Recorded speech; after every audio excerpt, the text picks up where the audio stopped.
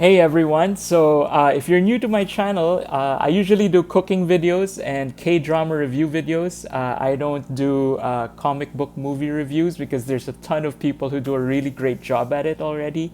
Grace Randolph from Beyond the Trailer, Chris Wong at Ping Pong Flicks, and the Real Rejects guys. I follow them religiously. But I just had to make this video because I just watched Zack Snyder's Justice League, and man, I loved it so much. I wanted to share it with you guys.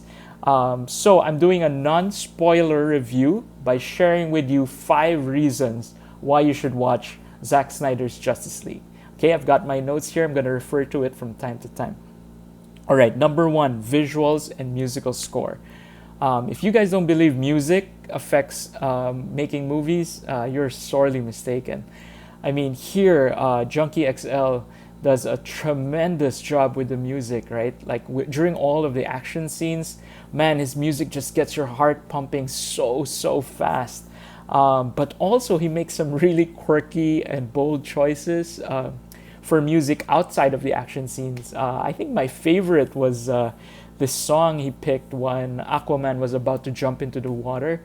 When you see Jason Momoa, right, you're thinking, oh, all high octane, all action guy, so you're probably thinking, some fast paced heavy metal music, something like that. But then he goes with this really slow song about a king.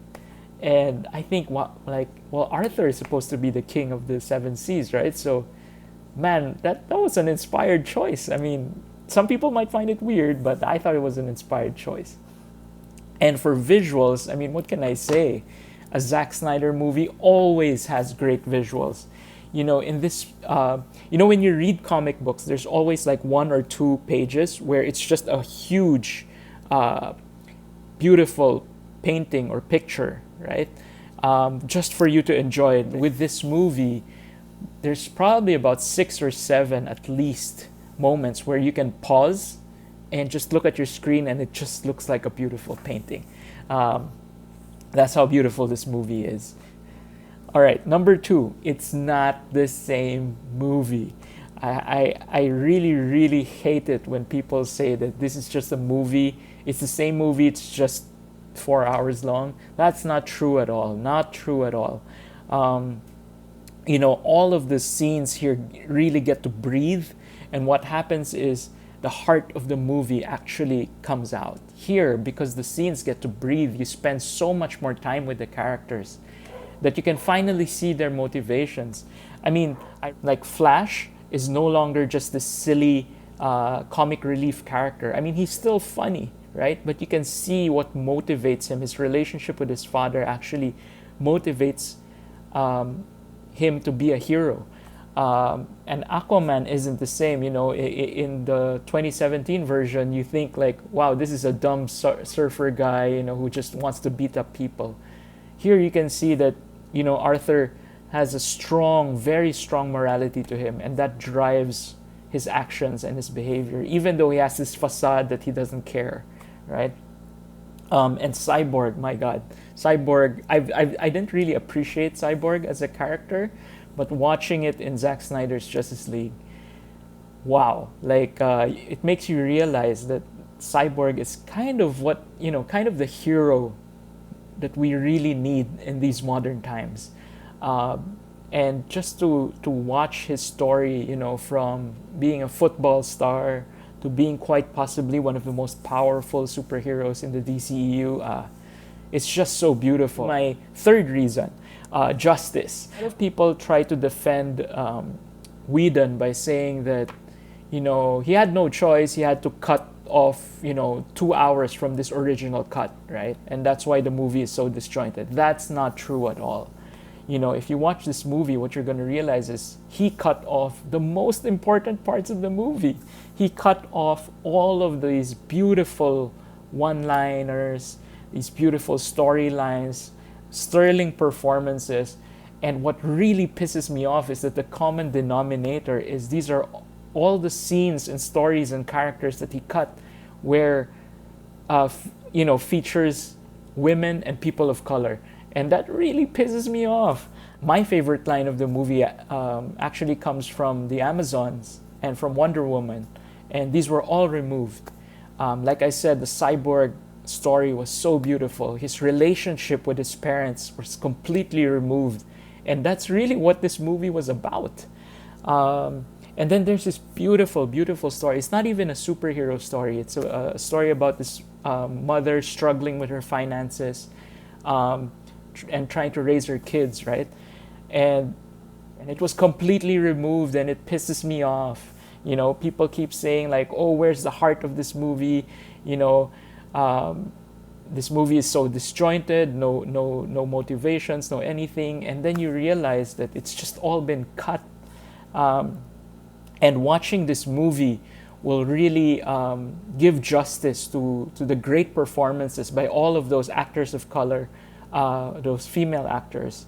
And by watching it, you can actually reward their efforts. Number 4 reason, let me just say this properly: Joker, Batman, Knightmare sequence. All right, I'm not gonna spoil it, but man, so this scene was actually the only scene that Zack Snyder shot, you know, recently. Like everything else is footage from 2017. But this conversation he added because he felt like people needed to see Batman and Joker interact at least one time in case he doesn't get to continue his vision, right?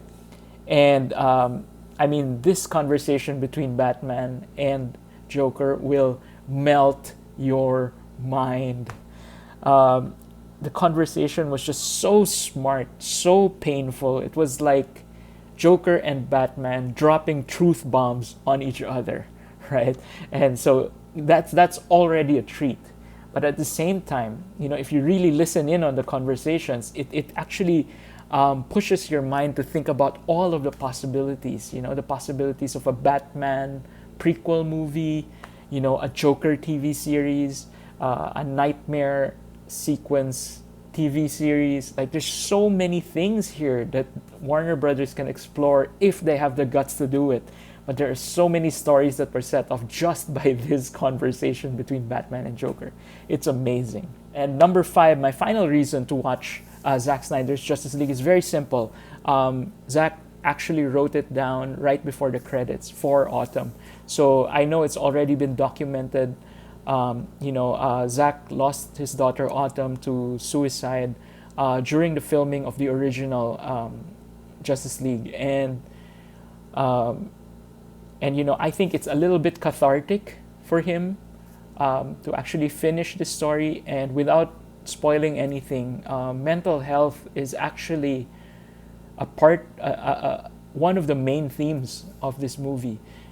And at the same time, you know, there's this release the Snyder Cut movement. You know, these men and women have pushed Warner Brothers for 4 years, you know, raising money to buy ads, to buy planes that will show the words release the Snyder Cut.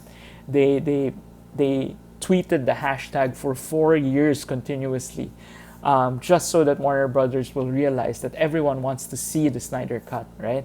And what's amazing is that these guys actually, for all of the money that they raised to pay for these ads, they donated half of it to the American Foundation for Suicide Prevention in Autumn's name, right? And I think that's just beautiful. And this movie is the reward. You know, this is the reward and the thanks that Zack Snyder wants to give to all of these guys in the Snyder Cut movement. And so I think by watching this movie, we're giving thanks to these men and women who've worked tirelessly. All right, that's it. That's my non-spoiler review of Zack Snyder's Justice League. Like I mentioned, this is the first time I've done a comic book movie review, so let me know in the comment section how I did, okay? But be kind. This is my first time. And there you go. So don't forget to subscribe to my channel, like this video, and you can watch my other videos right now.